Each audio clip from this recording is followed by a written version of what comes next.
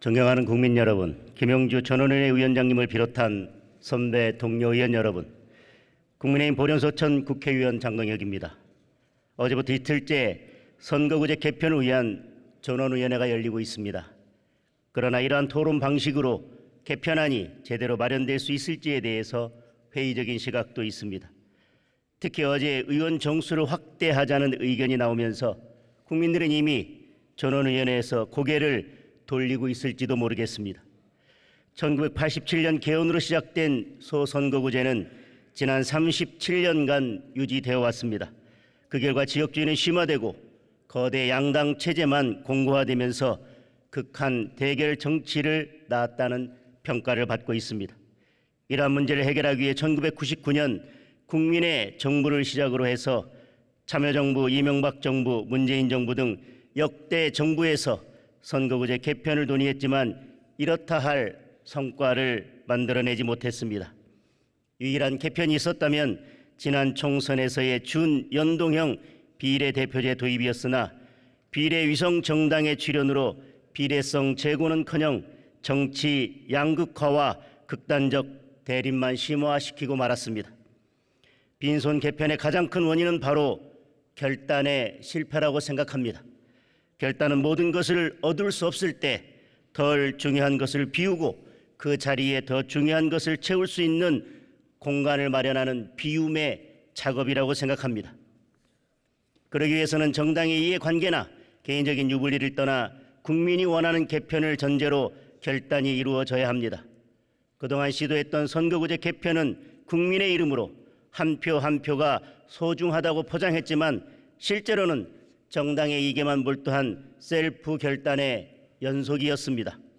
실제로 2019년 준연동형 비례대표제 도입을 위한 선거법 개정은 공수처법 설치를 밀어붙이려는 더불어민주당과 의석수를 늘리려는 소수 정당의 이해관계가 맞물린 정파적 결단이었습니다.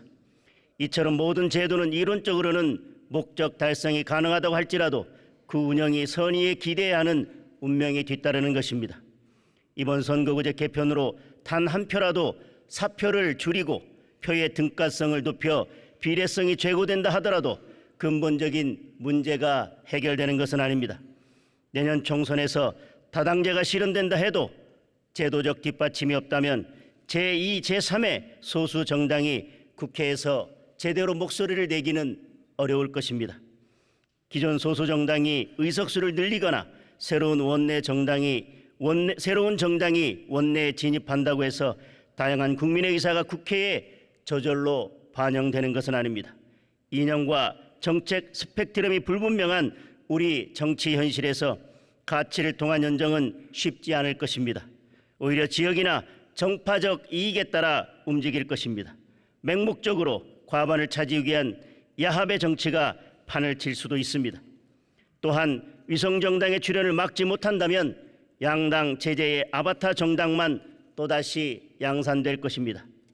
연동형 비례대표제가 정착된 것으로 평가받는 국가들의 사례를 보면 그 나라의 정치 환경과 국민적 의사가 반영된 결단의 산물이라는 것을 알 수 있습니다. 대표적으로 독일은 역사적 경험을 기반으로 다수제에서 비례제로, 비례제에서 연동형 비례대표제로 변화시켜 왔습니다. 독일의 정당 체제는 좌파와 우파를 아우르는 광범위한 이념적 스펙트럼을 기반으로 정당 간의 경쟁이 가능했습니다. 비교적 최근에 연동형 비례대표제를 도입한 뉴질랜드는 양당 중심의 정당 체제에서 연동형 비례대표제를 도입했고 성공적으로 정착한 사례로 평가받고 있습니다. 뉴질랜드가 양당 체제 안에서도 제도를 안착시킬 수 있었던 것은 국민의 뜻을 모으기 위한 다양한 과정을 거쳤다는 것입니다. 여러 차례 선거에서 치열한 토론을 했으며 두 차례 국민투표를 거쳐 도입을 결정했습니다.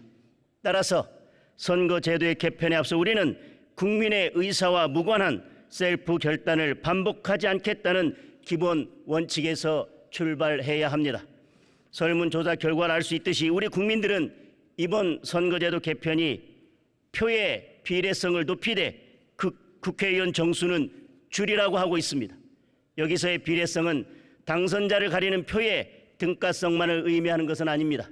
첫 번째로 지역별 인구와 의석수에 대한 비례성 확보를 위해 지역별 의석수 조정이 선행되어야 합니다. 올해 3월을 기준으로 지역구 253석을 인구 비율로 조정해 보면 특정 지역의 의석수가 다른 지역에 비해 과대대표되어 있는 것을 알 수 있습니다. 따라서 지역별 인구비에 따라 의석수를 조정하고 나서 수도권 집중의 균형을 맞추기 위한 재설계에 들어가야 합니다. 두 번째로 국회가 구성된 이후에 소수 정당의 의사를 반영할 수 있는 비례성 확보 방안을 검토해야 합니다. 선거구제 개편으로 소수 정당의 원내 진입이 늘어나도 국회 운영에서의 실질적인 참여가 보장되지 않는다면 아무런 의미가 없을 것입니다. 선거제도 개편이 화두가 될 때마다 국민들은 일관되게 의석수를 늘리는 것에 반대하고 있습니다. 실제로 2015년 설문조사 결과를 보면 57.6%가 부정적이었고 이달의 조사에서는 59.9%가 의석수를 줄이라고 말하고 있습니다. 국민들은 정치권을 향해 스스로 특권을 내려놓을 것을 요구하고 있습니다. 그런데도 우리는 가장 대표적인 불체포 특권조차 내려놓지 않고 있는 것이 현실입니다. 의석수 축소에 대한 국민적 요구에도 마찬가지 상황입니다. 우리 국민의힘은 의석수를 줄일 것을 검토하자고 제안했지만 이에 대해 덮어놓고 인기 영합적인 약방에 감춰라며 비판하고 있습니다. 결단은 덜 중요한 것을 비우고 그 자리에 더 중요한 것을 채우는 것입니다. 지금 우리 정치와 국회가 결단할 때입니다. 스스로 비우지 않고서는 선거구제 개편으로 인해 얻고자 하는 것을 채우지 못할 것입니다. 우리 스스로 키워왔던 불신과 혐오를 비우기 위해 의석수 감축을 논의할 수 있어야 합니다. 그래야 비로소 사표 한 표를 채울 수 있습니다. 국민들의 요구와 말씀에 귀 기울이지 않는 선거제 개편이란 있을 수 없다는 것을 다시 한번 강조드립니다. 경청해 주셔서 감사합니다.